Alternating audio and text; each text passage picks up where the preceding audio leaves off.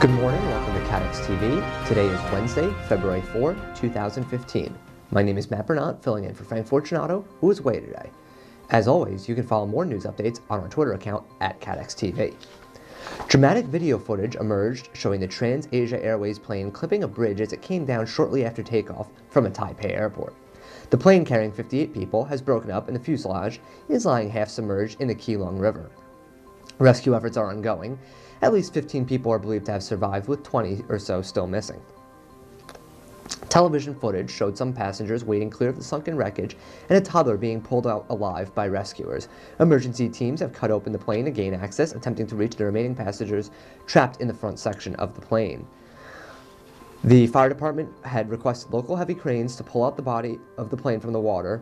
There are still people trapped on the plane. TransAsia said in a statement that one passenger had already been discharged from the hospital, but did not confirm the number of survivors.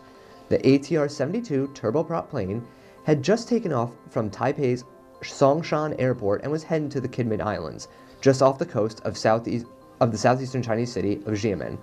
It's the second TransAsia ATR-72 crash in the last 7 months, following an accident last July, which killed 48 people and injured 15.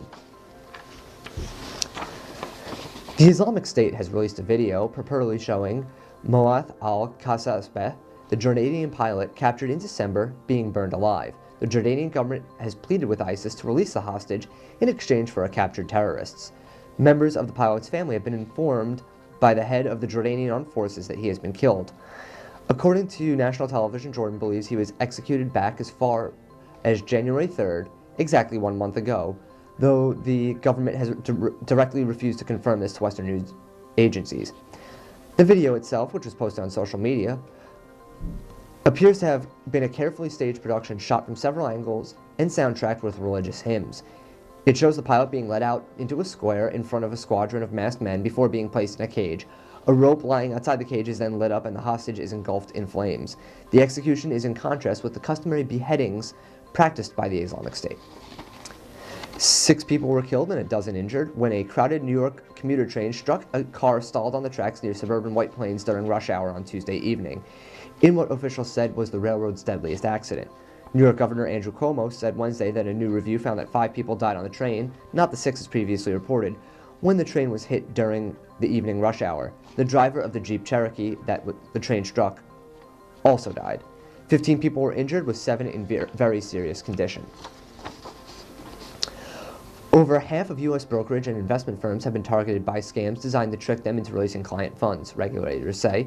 Research released by the SEC suggests that over half of brokerage companies in the United States have received phishing emails and fraudulent messages aimed at tricking them into wiring away client money, as reported by the Wall Street Journal.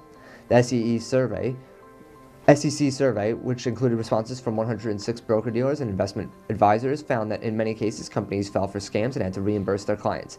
In total, 26% reported client losses of over $5,000, and the highest loss reported reached almost $75,000.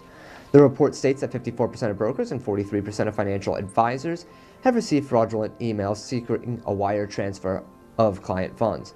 The U.S. regulator also said 88% of brokers and investment advisors have experienced some form of cyber attack.